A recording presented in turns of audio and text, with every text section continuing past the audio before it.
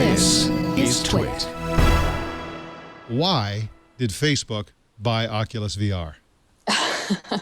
Well, that was kind of explained in the statements that Facebook released yesterday and the Facebook posts that Mark Zuckerberg put out, which is that he sees virtual reality as being the platform of the future, and this is really has huge potential for the way that people interact and socialize with one another. And he even gave a couple of examples of ways that he foresees the technology being used.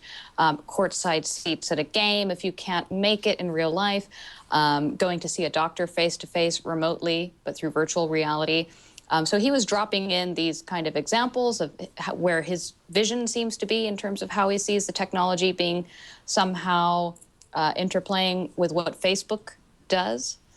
So that seems to be why he made the acquisition. And from my point of view, and from a lot of from what I've heard from other people, this is not an acquisition that's going to bear fruit anytime soon. The technology is still very much in its infancy, and we're talking potentially 2 to 3 years out before we see, we're estimating to see any real practical implementation of Oculus and Facebook somehow syncing together. Sure, absolutely. Well, we reconnected with Ian Scher, who's a reporter for the Wall Street Journal. Welcome to the show, Ian. Hi, thank you. Well, Parmi was just telling us about Mark Zuckerberg's justification for why Facebook is buying Oculus VR, and the justification essentially is that, just to deconstruct it, because there's so many nutty things about this argument. Number one, it's virtual reality is a social has social potential. That's one kind of crazy idea. The other one is that it's the platform of the future. So let's just, there are multiple things in there that are just kind of screaming out at me, at least. So it's the platform of the future. He's saying that first we had computers, PCs, then we had mobile, and then the thing that follows after that is virtual reality. So that's an astonishing idea in itself. And then the second astonishing idea is that Facebook wants to be the next platform. They want to be the future Microsoft. Is that how you interpreted his comments? It definitely sounds very similar to what I considered. Yeah. What's interesting is if you think about it, Facebook had struggled a little bit with mobile. If you consider their mobile app for the iPhone wasn't really the greatest until for quite a while, because they had tried making it with HTML5 instead of native code and whatnot. And they refused to make an iPad app for a while as well. And so one could argue that it took them a while to really get mobile. Once they did pretty well with it. But in a lot of ways, some of the kind of analysis that I've been reading has been around, hey, they don't want to miss the next step, right? The next big technology. And certainly, Oculus is something that's very ground floor, bleeding edge. We don't know where this is going to go. There's a lot of questions about whether or not consumers even want to put a gigantic goggles on their heads. I've been joking around, I walk around everywhere and I kind of say hello to everyone like this, just to give them an idea what it's going to look like. It's really kind of unclear where this is all going to go, but there's a lot of momentum behind it. The video game industry especially has put a lot of effort around it. Last week at the Game Developers Conference here in San Francisco, there were numerous game companies putting games out that they're, demos of kind of stuff they're working on. And Sony itself has put a lot of money on this. They've made their own competing handset, and they've been working on it since 2010. So clearly, Oculus and Facebook aren't alone thinking this is where the future is. The question is, how are we going to get there, and do consumers want it? That's exactly right. Now, you cover video gaming, among other things, for the Wall Street Journal. Yeah. And, the long-term vision is to make virtual reality a social platform and also a general, I guess, computing platform. But in order to get there, the more short-term use of Oculus technology is video gaming, as you said. Do you really see Facebook competing as a video game platform company?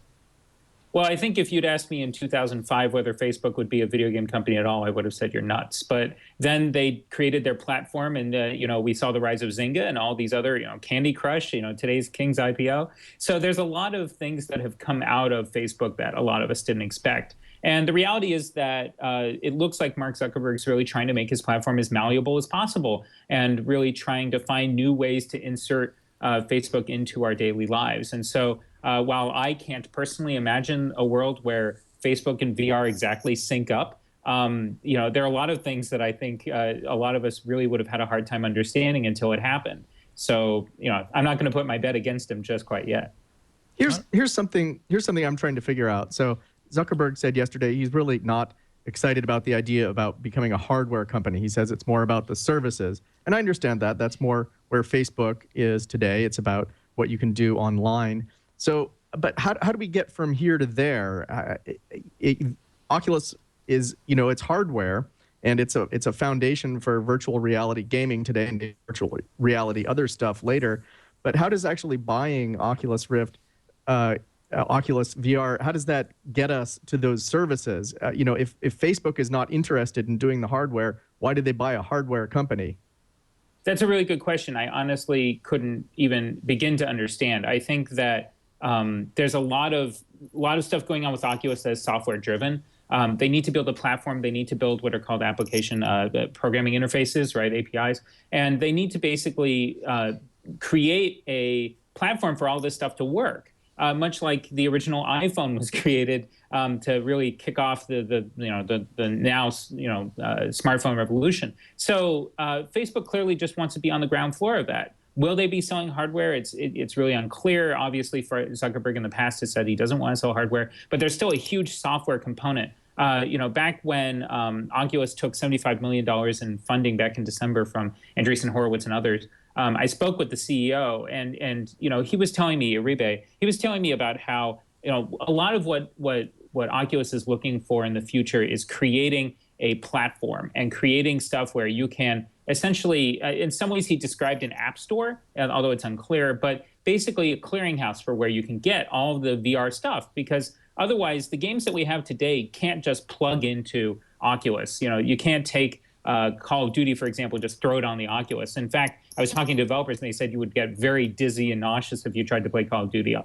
on there. So a lot of the games have to be completely rewritten, have to be completely reworked. That means you need investment capital to push it forward. And also you need a place for people to know where to buy them, because otherwise I'm going to go to Target and I'm going to buy Call of Duty for the Xbox. I'm like, oh, shoot, I meant for the Oculus.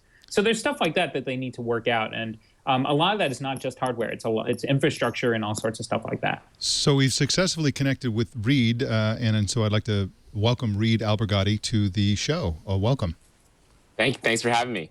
Okay, now Reed, there seems to be a kind of a backlash against this move by the people who had been supporting Oculus VR. One of them is Marcus Persson, who is the founder of Minecraft, and he said that Facebook, quote, creeps me out, and he was moving forward with bringing Minecraft to the Oculus platform, and now he says he's not going to do it.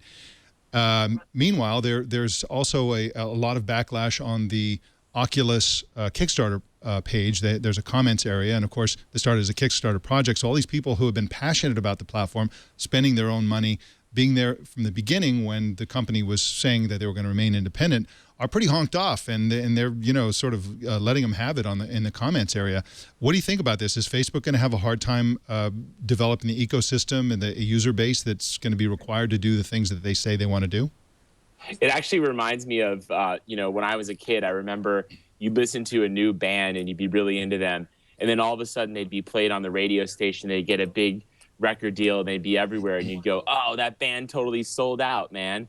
And I think that's what you're seeing from the video game industry. Facebook is a giant company compared to these startups like Oculus. And I think being absorbed by Facebook raises a lot of concerns. I mean, people haven't really said, I think the creeped out comment is really about privacy. I mean, Facebook's business model is around gathering data on people and selling them very targeted ads. And I think, that may be a new thing for the video game industry. But it's interesting. I mean, that maybe people are worried that sort of thing will seep into the video industry, and you'll have games that are really subsidized by data gathering and advertising.